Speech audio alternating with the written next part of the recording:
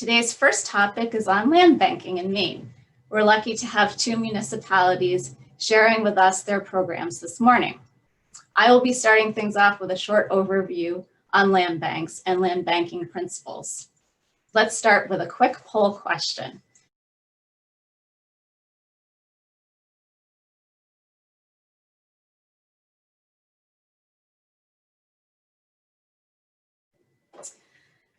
Okay, well, that's great news. We have quite a few people who are familiar with land banks. We also have a number of people who are not familiar with it.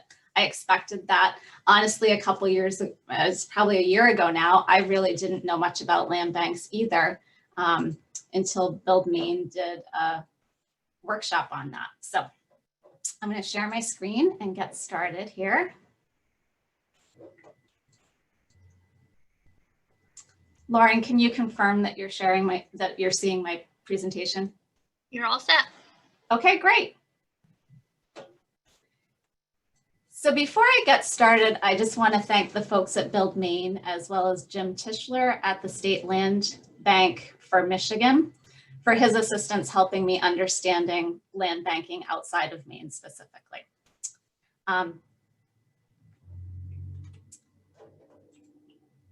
As we start, it will be helpful to remind ourselves a little bit about the life cycle of buildings. So a new building typically starts with planning. Once it's been designed and had its approvals, it moves over to be constructed. And then it starts its life as a functional building in the operations and maintenance phase. Hopefully, as it's used, it is maintained and repair is done on a regular basis. But eventually, even if it's kept in good condition, it may reach its end of life. That could be through neglect and not being well maintained, or it could be that the use that it was built for is no longer relevant and can't be adapted to other uses, and it just needs to be a different type of building for different uses. So in these cases, the building would be demolished if it's too deteriorated or expensive or difficult to renovate, or it would get renovated and move into a new use, and we'd move back into the planning and into the cycle.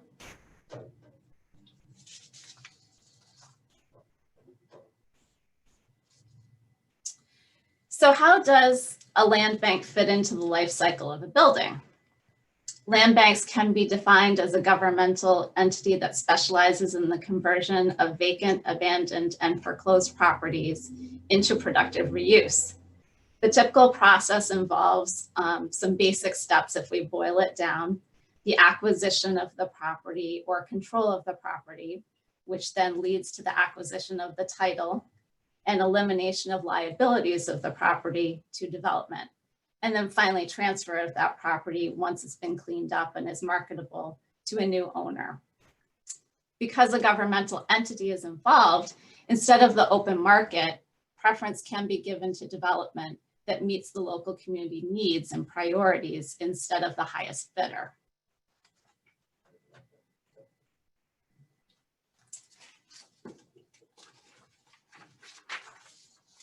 So that was a snapshot of land banks, but now I want to step back a little and look at some of the history. Government having control over land and using it for the community is not a new concept, but land banks started to be developed under that term in the 1980s as a concept in cities where there was a rapidly growing inventory of abandoned properties. This was primarily caused by owners walking away from them. These were in cities or states where there was an incentive essentially for people to walk away because property taxes were piling up, and if they walked away, they wouldn't be liable. This caused the properties to become unmarketable, and so there was a solution that needed to be found in these communities.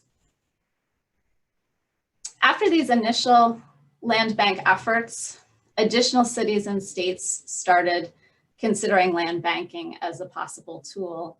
and new principles were developed in the beginning in the 2000s for land banking. These efforts came up with new sources of revenue to fund land banks, faster methods of clearing title and moving through foreclosure.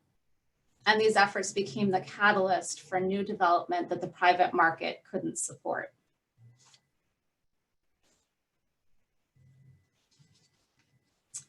Here's a list of those states that have enabled land banks through legislation.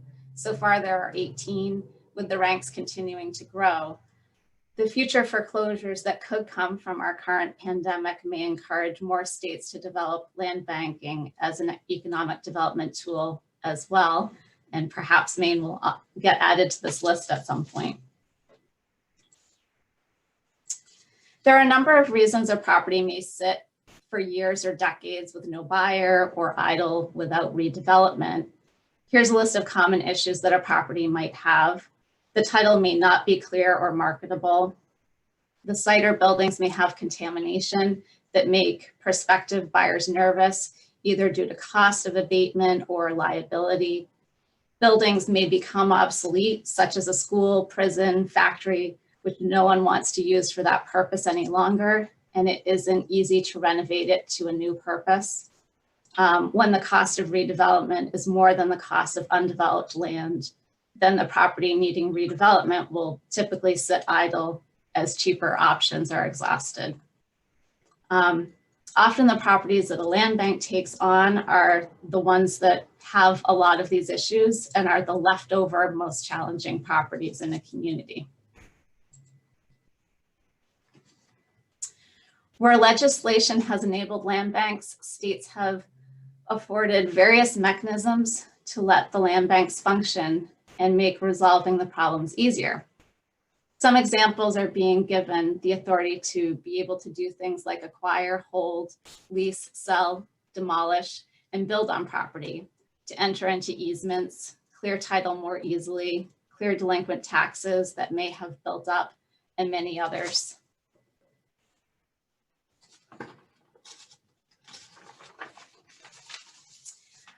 So as I mentioned, Maine doesn't have land banking enabling legislation yet. A few municipalities in the state are using land banking practices, however, and there are some authorities that municipalities currently have under state law that allow them to use some land banking practices. Today, we're going to hear from the town of Rumford and then from the city of Sanford about how both those communities are using land banking practices to move distressed properties into productive reuse at a much greater speed than the private market was doing before they started this. Land bank legislation would help these municipalities that already have programs to have a more efficient process, and it would also allow land banks that aren't part of local government. Maine could have a state land bank, for example, that could handle the larger and more complicated parcels that are beyond local resources. And regional land banks could be enabled, which would allow municipalities to band together and benefit from a land bank without setting it up each on their own. Today, Rumford and Sanford will share with us what they've been able to accomplish under current state law. Both George and Ian have been involved with a working group this past year, considering what would work for Maine for legislation. And they have some draft legislation they've prepared. So I want to thank both of them for joining us today. The first to speak will be George. So I'm just going to stop sharing my screen and introduce George now. Shelley, before you, there's a few questions in the chat. Okay. Maybe you might be able to answer. Okay. Yeah, let's see what they are, and some of them might be appropriate to get George and Ian to weigh on, so we might hold those. But okay. Do you want me to read them? Sure.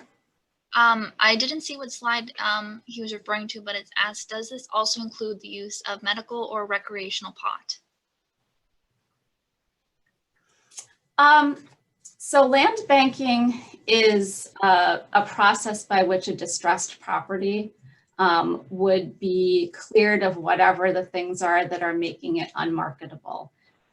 whether it be contamination, whether it be complications with the title not being able to be insured and be marketable, and so forth. So it really is separate from use. What often communities will do, however, and maybe this is where this is going, is because the town in these cases or city owns the property, there's some control over who they sell it to. So they might choose to partner with an affordable housing agency and sell a property to them for affordable housing, for example. Or if there's a real need for a community center, they might prioritize selling that property to someone who will develop a community center. So it's really allows the community to have, you know, with these particular properties, since they own it, there's an opportunity to incentivize an agreement or ownership with someone who will do something the community needs a benefit for. So I'm not really sure whether that would ever get into something like a medical marijuana for a community. I don't think that's, yeah. Thank you, Shelley. I think, yeah, we can just wait till our other two presenters and we'll go through all the questions at once then. Okay, that sounds fine.